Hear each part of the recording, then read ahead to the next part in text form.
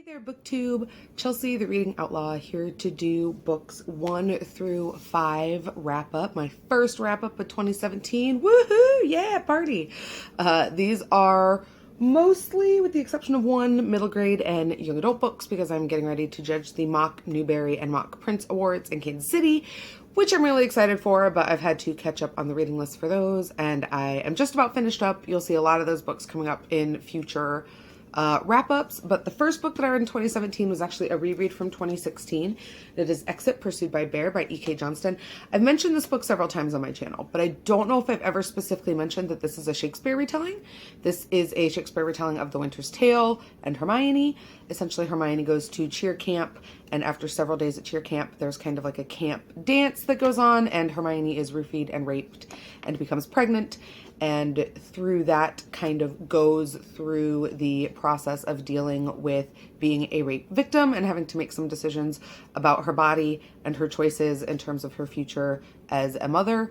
The things that are really, really powerful about this book are the ways in which Hermione is treated and the support systems with which she is surrounded.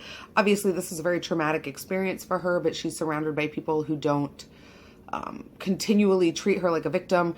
Her parents are incredibly supportive. Everyone believes her right off the bat, which is something that you don't see all the time in rape narratives, or don't see a lot of the time in rape narratives.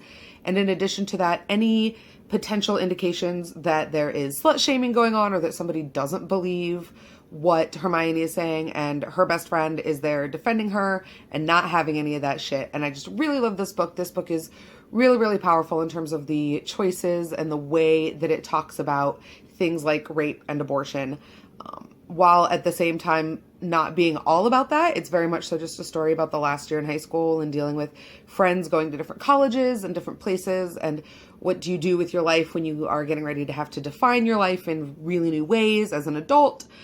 So definitely a powerful read. There are some problems with the pacing. It feels just kind of a little disjointed and a little off, especially for a book that's as short as it is, but I definitely highly recommend you picking it up, especially if you're interested in young adult retellings of Shakespeare. The second book that I read is a book that I read on audio, and that is Pax by Sarah Pennypacker. This is a book that I talked about in my January TBR and said that I had no idea what it was about. I'm really glad I didn't have any idea what it was about, because it actually really surprised me.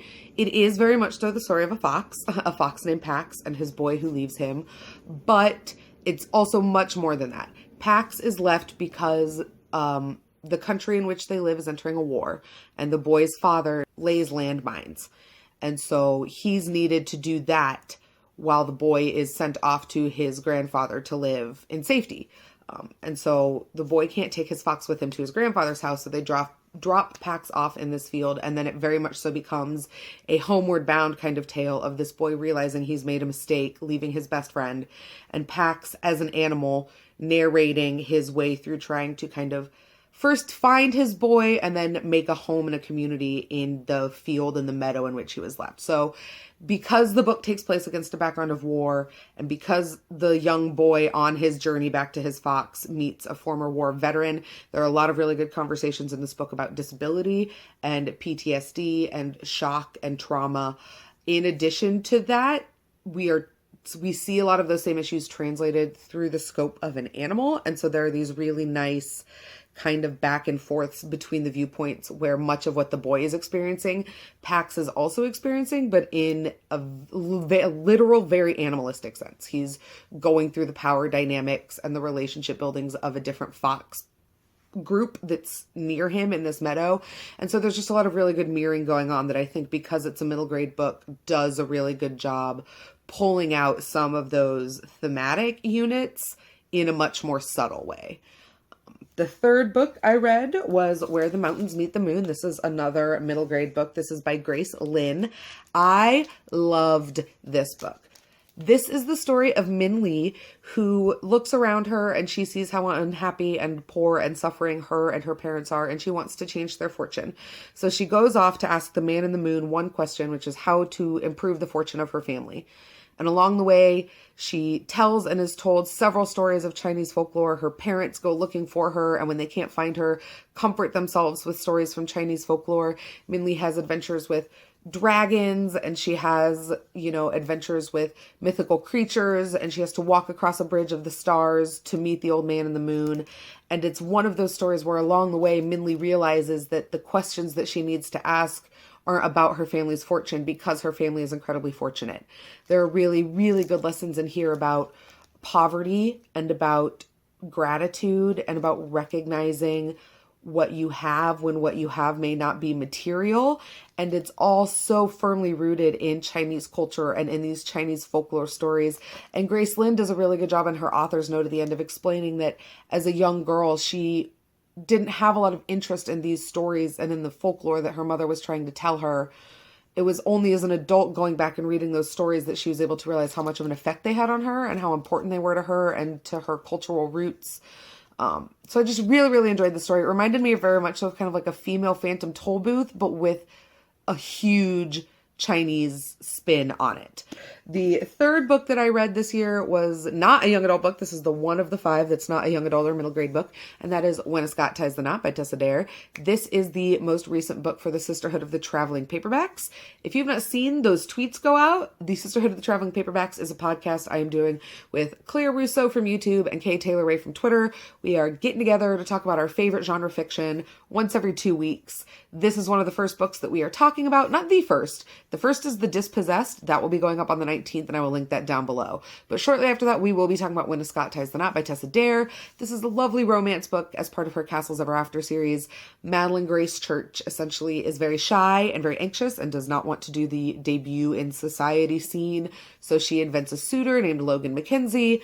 Fast forward 12, 15 years, and here comes an actual Logan Mackenzie knocking on her door. He got her letters, and now it's time to pay the piper. It was incredibly romantic, incredibly funny. We had a really great discussion about it on the podcast, so I'm not going to say too much more, and I will link that down below when it becomes available. Definitely keep your ears out for it. But I really, really enjoyed this one, and of the 2 books in the Castles Ever After series by Tessa Dare, this is definitely the one that I liked the most. And then lastly, the last book that I wanted to talk about is a book that I'm going to have a review coming up for on Thursday. So I'm not going to talk about it too much here because there's a lot in this book to get to. And that is We Are the Ants by Sean David Hutchinson. This is a young adult novel. The premise of this book is that Henry is abducted by aliens and is essentially told that within the next, I think it takes place over a year. Within the course of the next year, he's going to be given the opportunity to push a button and save the world.